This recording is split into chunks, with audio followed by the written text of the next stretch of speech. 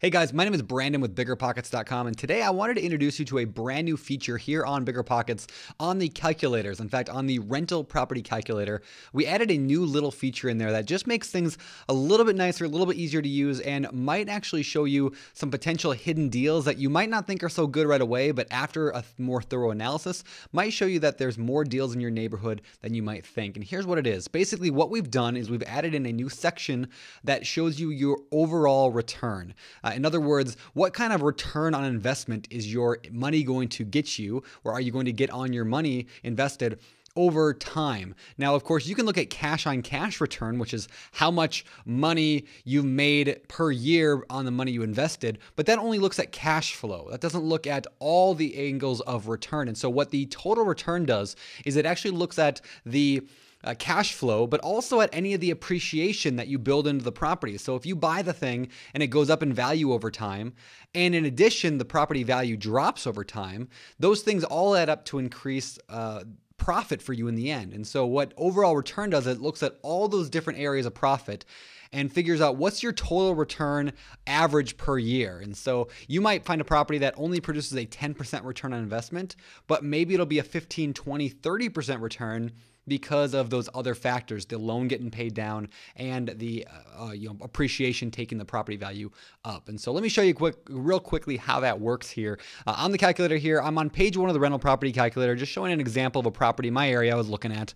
And page 1 of the calculator is the same as always, which you enter in the just normal information here, the title, the address, city, taxes, etc.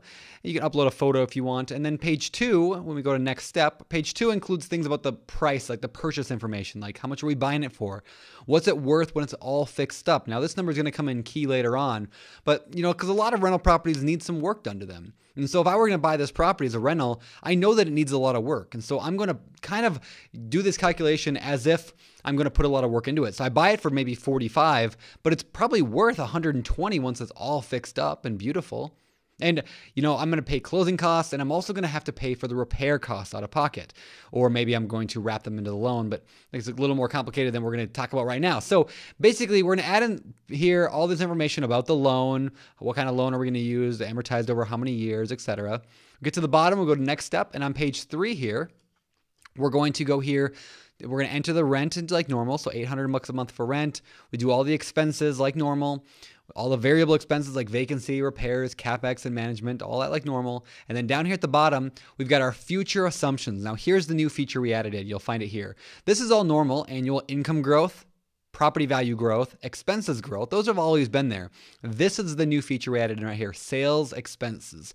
In other words, what this asks is, someday down the road, if you were to sell the property, what percent of the sales price are you typically going to pay in order to sell it? In other words, things like closing costs or having to pay a real estate agent, what percentage of the sales price is that going to be? Now, typically an agent charges usually 5, 6, 7%. 6 is pretty average. And then you're going to pay a few thousand in closing costs here and there. And so what I usually typically do for a sales expenses is 9 or 10%. So typically, because I know that my county charges 1.5%, and I know the agent's going to charge, again, 6%, and then there's a few other costs. So I'm going to kind of estimate that right at about 9 or 10%. So for this case, I'll put 10%. And then we're going to calculate the results. And now we're going to go to page 4 of the calculation. We're going to look at those numbers like cash on cash return, but we're also going to look at the overall return. So let me show you where you find that real quick here. And we're going to, when it comes, here we go at the top of the page. We're on page 4 of the calculator. Got our picture, got our information, and this is normally where people will look. They look at over here, they say, well, what's my monthly cash flow? Well, $180 a month. Okay, well, what's my cash on cash return going to be? Not about 8.6. Now, personally, I don't like 8.6. That's pretty low for me because, I like to typically see a lot higher than the stock market can give me. And so for me, 8.6, that would be too low for me. No thanks. I don't want an 8.6% cash on cash return. Just personally, I like 12% or higher. That's just kind of a number I've set for myself that I want to see.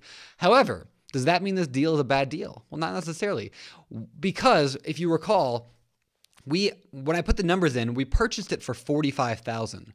But in a way, it's almost like we flipped this house, right? We flipped it, we fixed it up, and then we rented it out. So we didn't sell it, but we rented it out. But it's still worth a lot more than what we bought it for because we flipped it, we fixed it up. And so I put in 15 grand in closing costs and everything, all that. But at the end of this if you scroll down the page, we're going to see this normal chart that you normally see, year 1, 2, 3, 4, 10, 20, 30, just like normal. We can see all the numbers like annual income, expenses, so we can see what our cash flow is and what our cash on cash return is. But here's where it gets fun. At the bottom here, we added these 2 lines right here. Total profit sold and annual total return. So in other words, if you were to sell this property after 1 year, if you owned it for 1 year, at the end of it, and you were to sell it, just like a flip, how much would you actually make in profit? Well, on this property, because we flipped it because we got so much equity in the property because it's worth so much more, we now have total profit of $48,000 if we were to sell it. And if you look in year 2, we'd actually make close to $52,000 if we sold it. This is after paying that 10% sales fees. And so the way that this is kind of calculated is it looks at the total property value of, let's say, $121,000. And it subtracts out that 10%, or multiplies that times 0.9, that 10% that we said for sales expenses. So it's going to take out that income, or that expense. It also takes out any of the money that we put into the deal. We had to put in, $25,000 when we bought the property. And it looks at how much, basically what the loan balance is at that point, and it figures out total profit. And then it figures out if we were to make $48,000 in our pocket after everything's said and done. This is pre-tax, but if we were to make $48,000 and we only spent $25,000 on the project, we would have made at the end of the year 1 192% return on investment, a total return 192%. Now, if you go over to year 2, that goes down to 104% because we're dividing it over 2 years now, which should make sense that every year our total return shrinks just a little bit for a while because we're spreading it out over more time. Same way that if you were to flip a property, your return on investment might be 1,000%. You might put no money into a deal and make $100,000 on a flip. And so the less time you own an investment, the greater your return is going to be. So we can kind of see over time. Year 2, 104%. Year 3, 74%. Year 4, 60%. By year 10, we're down to 35%. By year 20, 27%. And those are average per year.